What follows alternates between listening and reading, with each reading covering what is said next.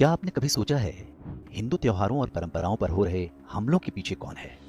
कौन है जो तय करता है कि कब कौन सा हिंदू त्योहार बंद कराना है? उन त्योहारों के विरुद्ध मीडिया में दुष्प्रचार के लिए कौन देता है पैसे? फिर न्यायपालिका में याचिका डालकर उन पर प्रतिबंध कौन लगवाता है? ये सब कैसे होता है? इसके पीछे किसका दिमाग काम कर रहा है?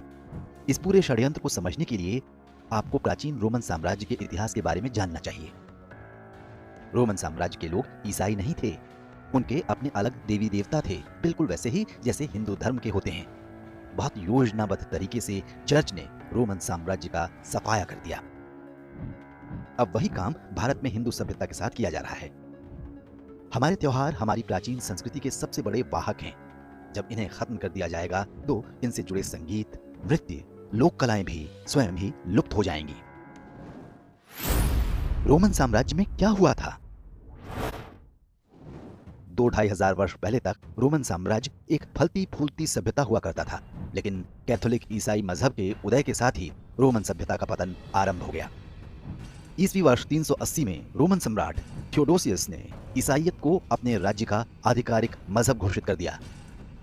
राजा के इस आदेश को एडिक्ट ऑफ थेसलोनिका यानी थेसलोनिका का राज्यादेश कहते हैं। इसमें कहा गया कि जो लोग ईसाई धर्म में आस्था नहीं रखते उन्हें हेरेटिक अर्थात विधर्मी माना जाएगा।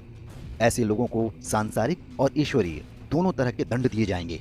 इसके साथ ही रोमन सभ्यता की निशानियों को मिटाने का अभियान शुरू हो गया। इसका सबसे पहला शिकार बने रोमन त्योहार और परंपराएं। रोमन सभ्यता के लगभग सभी त्योहारों के मनाने पर रोक लगा दी गई। वर्ष 392 में रोमन ज्योतिष शास्त्र को अंधविश्वास बताकर उस पर पाबंदी लगा दी गई। रोमन देवी देवताओं की मूर्तियां घर में रखने या उनके लॉकेट पहनने पर भी रोक लगा दी गई। इसका उल्लंघन करने वालों को मृत्यु दंड दिया जाता था। चर्च के आदेश पर ओलंपिक खेलों पर भी प्रतिबंध लगा दिया गया। वर्ष 426 में सम्राट के आदेश पर ओलंपिया के स्टेडियम को तहस नहस कर दिया गया, जिसमें एक साथ 40,000 लोग बैठकर तरह तरह के खेलों का आनंद लिया करते थे। आज भी ईसाई संस्थाएं इस विध्वंस को अपनी सांस्कृतिक विजय मानती हैं। जो रोम में हुआ वही भारत में हो रहा है। रोमन सभ्यता वाला प्रयोग भारत में 16वीं शताब्दी में ही शुरू हो गया था। गोवा में कैथोलिक सेंट फ्रांसिस जेवियर ने इसका नेतृत्व किया। इसे गोवा इंक्विजिशन के नाम से जानते हैं। बाद में अंग्रेजों ने भी इस अभियान को आगे बढ़ाया। स्वतंत्रता के बाद कांग्रेस पार्टी की देखरेख में यह काम जारी रहा। सोनिया गांधी के आगमन के बाद अभियान ने और भी तेजी पकड़ ली। भारत को पूरी तरह से ईसाई देश बनाने के लिए बीते कई दशक से एक अभियान चल रहा है। इसे जोशुआ प्रोजेक्ट के नाम से जानते हैं, लेकिन इसके अपेक्षित परिणाम नहीं निकल पा रहे थे।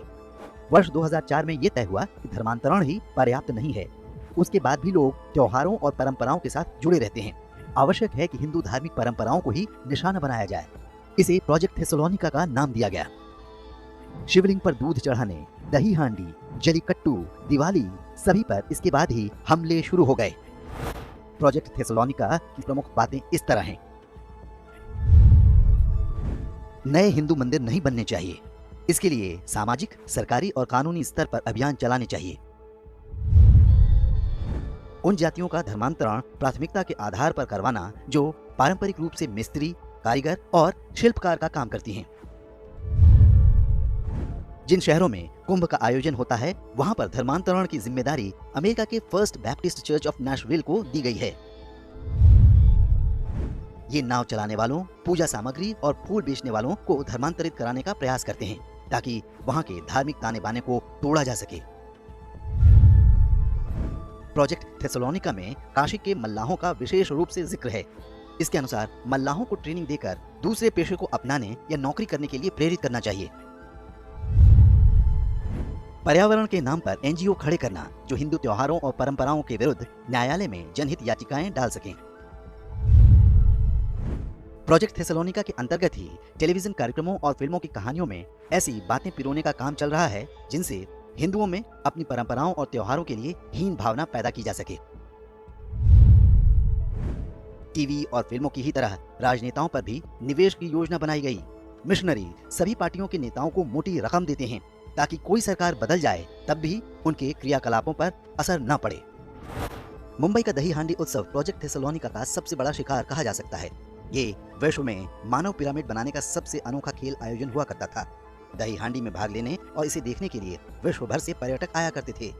सर्वोच्च न्यायालय ने दही हांडी की ऊंचाई 20 फुट तय कर दी। उसके बाद से इस खेल का रोमांच खत्म हो चुका है और अब इसे देखने कोई नहीं आता। सोचिए कि ऊंची कूद के खेल में ये तय कर दिया जाए कि कोई खिलाड़ी अमुक ऊंचाई से अधिक छलांग नहीं लगा सकता, तो क्या होगा? अब प्रश्न उठता है कि एक सामान्य व्यक्ति के रूप में हम और आप क्या करें? क्या चुपचाप इन षड्यंत्रों को देखते रहें? क्योंकि भारतीय सभ्यता को नष्ट करने का ये सारा खेल सरकारी तंत्र और न्यायालयों के माध्यम से खेला जा रहा है। अदालतों से लगवाए गए प्रतिबंध को हटाने का सबसे आसान तरीका है कि सरकार उससे जुड़े कानूनों में संसद के माध्यम से बदलाव करे। ये काम जब होगा तब होगा, लेकिन उससे पहले हिंदू समाज का उत्तरदायित्व है कि इन विधर्मी षड्यंत्रों के विरुद्ध सजग रहे। जो न्याय तंत्र किसी विधर्मी षड्यंत्र की कठपुतली बन चुका हो, उसका सम्मान करने की कोई संवैधानिक मजबूरी नहीं है।